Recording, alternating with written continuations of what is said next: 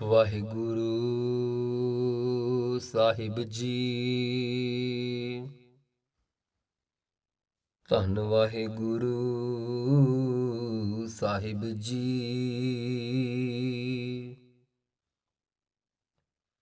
ਵਾਹਿਗੁਰੂ ਜੀ ਕਾ ਖਾਲਸਾ, ਵਾਹਿਗੁਰੂ ਜੀ ਕੀ ਫਤਿਹ। ਗੁਰੂ ਪਿਆਰੀ, ਗੁਰੂ ਸਵਾਰੀ ਸੰਗਤ ਜੀ, ਅੱਜ ਜੋ ਵਿਸ਼ਾ ਆਪ ਜੀ ਦੇ ਨਾਲ ਸਾਂਝਾ ਕਰਨਾ ਜਾ ਰਹੇ ਹਾਂ, ਉਸ ਵਿਸ਼ੇ ਦਾ ਨਾਮ ਹੈ ਕ੍ਰੋਧ। ਜਦ ਪੁਰਸ਼ ਕਿਸੇ ਅਨੁਚਿਤ ਕੰਮ ਨੂੰ ਦੇਖ ਕੇ ਜਾਂ ਕਿਸੇ ਨਾਲ ਲੜ ਭਿੜ ਕੇ ਨਾਰਾਜ਼ ਅਥਵਾ ਗੁੱਸੇ ਹੁੰਦਾ ਹੈ ਤੇ ਮਨ ਵਿੱਚ ਗੁੱਸਾ ਚੜ ਜਾਂਦਾ ਹੈ, ਉਸ ਰੋਹ ਦਾ ਨਾਮ ਕ੍ਰੋਧ ਹੈ। ਸ੍ਰੇਸ਼ਟ ਬੁੱਧੀ ਤਿਆਗ ਕੇ ਸ਼ਿਥੇ ਹੋ ਜਾਣ ਦਾ ਨਾਮ ਵੀ ਕ੍ਰੋਧ ਹੈ। ਦੁਨੀਆ ਵਿੱਚ ਕ੍ਰੋਧ ਐਸਾ ਹੈ ਕਿ ਜਿਸ ਦੇ ਮਨ ਵਿੱਚ ਹੋਣੇ ਕਰਕੇ ਜੀਵ ਭਿਆਨਕ ਰੂਪ ਧਾਰ ਲੈਂਦਾ ਹੈ ਤੇ ਜੋ ਕੰਮ ਨਾ ਵੀ ਕਰਨ ਵਾਲਾ ਹੋਵੇ ਉਹ ਵੀ ਕਰ ਬੈਠਦਾ ਹੈ ਤੇ ਨੁਕਸਾਨ ਉਠਾ ਲੈਂਦਾ ਹੈ। ਇਸੇ ਵਾਸਤੇ ਕ੍ਰੋਧੀ ਆਦਮੀ ਸੁਭਾਅ ਦਾ ਸੜੀਅਲ ਤੇ ਕਮਜ਼ੋਰ ਹੋ ਜਾਂਦਾ ਹੈ ਤੇ ਮਿੱਠਾ ਬੋਲਣ ਦੀ ਆਦਤ ਹੀ ਹਟ ਜਾਂਦੀ ਹੈ ਤੇ ਹਰ ਵਕਤ ਹਿਰਦੇ ਵਿੱਚ ਗੁੱਸੇ ਦਾ ਭਾਂਬੜ ਹੀ ਮਚਿਆ ਰਹਿੰਦਾ ਹੈ। ਇਸੇ ਤਰ੍ਹਾਂ ਗੁੱਸਾ ਕਰਨ ਵਾਲਾ ਆਦਮੀ ਚੰਡਾਲ ਰੂਪ ਹੋ ਜਾਂਦਾ ਹੈ। ਜੈਸੇ ਕਿ ਸ੍ਰੀ ਰਾਗ ਵਿੱਚ ਪਹਿਲੇ ਪਾਤਸ਼ਾਹ ਦਾ ਬਚਨ ਹੈ, ਪਰ ਨਿੰਦਾ ਪਰ ਮਲ ਮੁਖ ਸੁਧੀ ਅਗਨ ਕ੍ਰੋਧ ਚੰਡਾਲ। ਜੈਸੇ ਇੱਕ ਹੋਰ ਕਵੀ ਨੇ ਇਸ ਤਰ੍ਹਾਂ ਹੀ ਦੱਸਿਆ ਹੈ, ਕ੍ਰੋਧ ਵੱਡਾ ਚੰਡਾਲ ਹੈ ਪਾਪ ਬਿਖ ਦੀ ਖਾਣ, ਜਿਸਨੇ ਖਾਧਾ ਰੱਜ ਵੀ ਤਿਸਨੂੰ ਮੁਰਦਾ ਜਾਣ।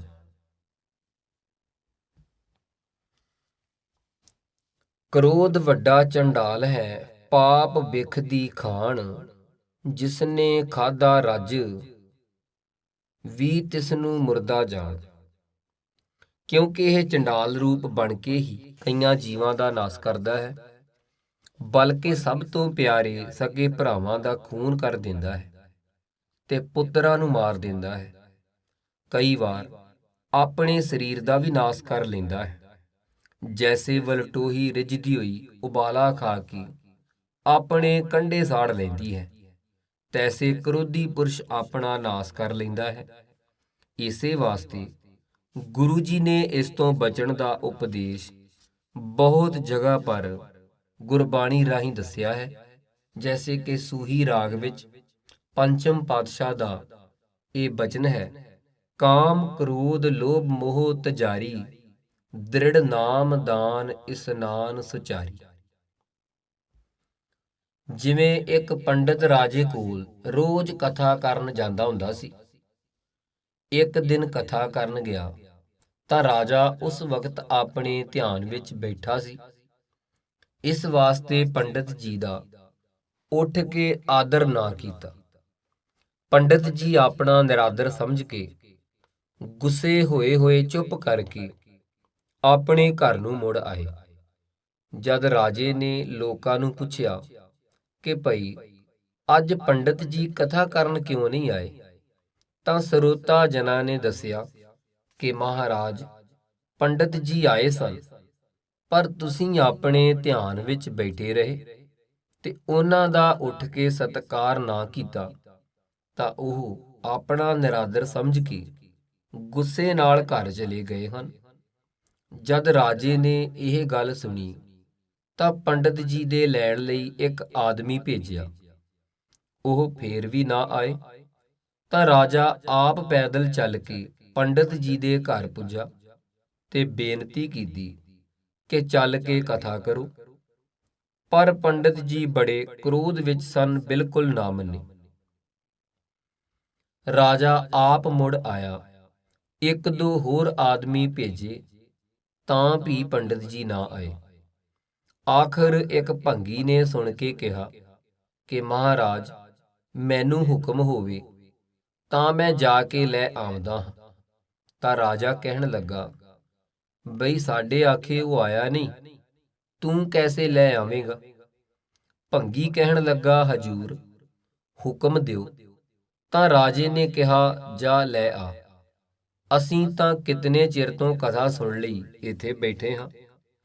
ਤਾਂ ਭੰਗੀ ਆਗਿਆ ਪਾ ਕੇ ਪੰਡਤ ਜੀ ਦੇ ਘਰ ਦੇ ਬੂਹੇ ਅੱਗੇ ਪੁੱਜਾ ਤੇ ਜਾ ਆਵਾਜ਼ ਮਾਰੀ, ਪੰਡਤ ਜੀ, ਪੰਡਤ ਜੀ, ਛੇਤੀ ਬਾਹਰ ਆਓ। ਪੰਡਤ ਜੀ ਨੇ ਆਵਾਜ਼ ਸੁਣੀ ਤੇ ਅੰਦਰੋਂ ਹੀ ਪੁੱਛਿਆ, ਭਈ ਤੂੰ ਕੌਣ ਹੈ? ਤਾਂ ਉਸਨੇ ਕਿਹਾ, ਜੀ ਮੈਂ ਭੰਗੀ ਹਾਂ ਤੇ ਆਪ ਦੇ ਪਾਸ ਅਰਜ਼ ਕਰਨ ਆਇਆ ਹਾਂ। ਅੱਗੋਂ ਪੰਡਤ ਜੀ ਸੁਣ ਕੇ ਕਹਿਣ ਲੱਗੇ, ਬਈ ਮੈਂ ਚੰਡਾਲ ਦੇ ਮੱਥੇ ਨਹੀਂ ਲੱਗਦਾ। ਤਾਂ ਚੰਡਾਲ ਨੇ ਕਿਹਾ, ਮਹਾਰਾਜ, ਆਪ ਚੰਡਾਲ ਦੇ ਮੱਥੇ ਤੇ ਨਹੀਂ ਲੱਗਦੇ, ਪਰ ਆਪ ਨੇ ਮੇਰੇ ਭਰਾ ਨੂੰ ਕਿਉਂ ਅੰਦਰ ਰੱਖਿਆ ਹੋਇਆ ਹੈ? ਪੰਡਤ ਜੀ ਸੁਣ ਕੇ ਬੜੇ ਕ੍ਰੋਧ ਵਿੱਚ ਆਏ ਤੇ ਕਹਿਣ ਲੱਗੇ, ਤੂੰ ਝੂਠ ਬੋਲਦਾ ਹੈ। ਤਾਂ ਭੰਗੀ ਨੇ ਕਿਹਾ, ਜੀ ਮੈਂ ਸੱਚਾ ਹਾਂ। ਜਦ ਪੰਡਤ ਜੀ ਨੇ ਫੇਰ ਸੁਣਿਆ ਤਾਂ ਅਗਾਹਾਂ ਵੱਧ ਕੇ ਕਹਿਣ ਲੱਗੇ, ਉਹ ਝੂਠੇ, ਤੂੰ ਫੇਰ ਮੁੜ ਮੁੜ ਝੂਠ ਬੋਲਦਾ ਹੈ।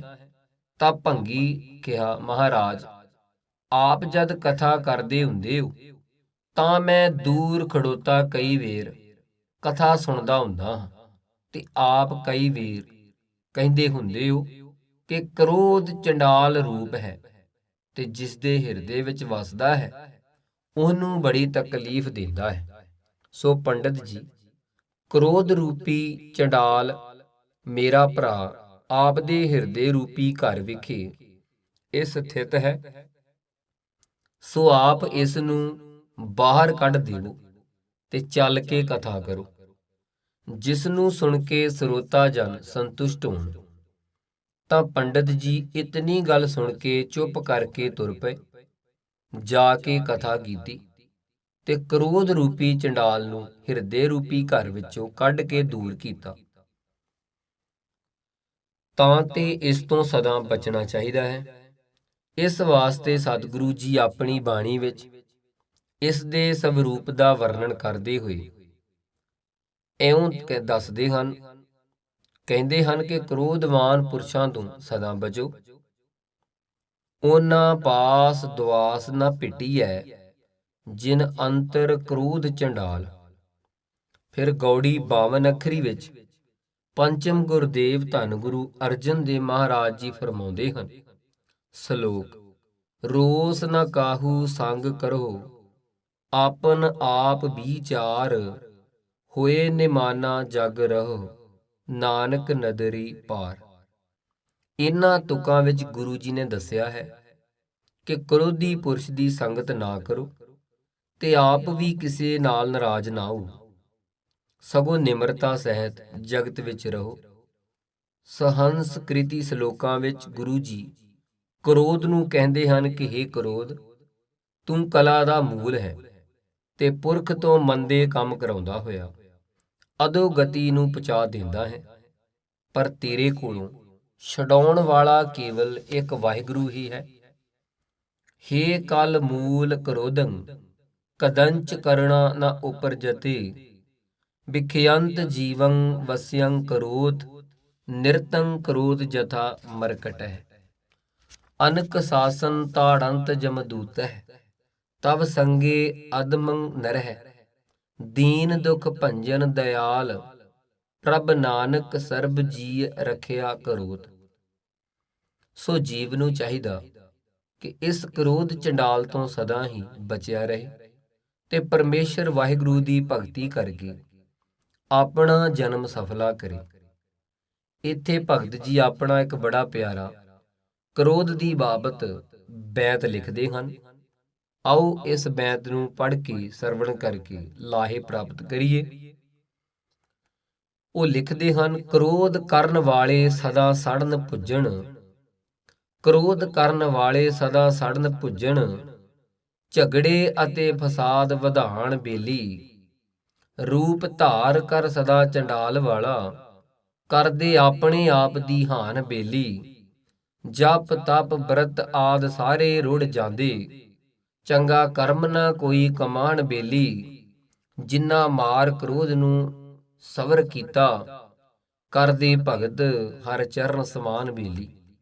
ਜਿਨ੍ਹਾਂ ਮਾਰ ਕ੍ਰੋਧ ਨੂੰ ਸਵਰ ਕੀਤਾ, ਕਰਦੇ ਭਗਤ ਹਰ ਚਰਨ ਸਮਾਨ ਬੇਲੀ।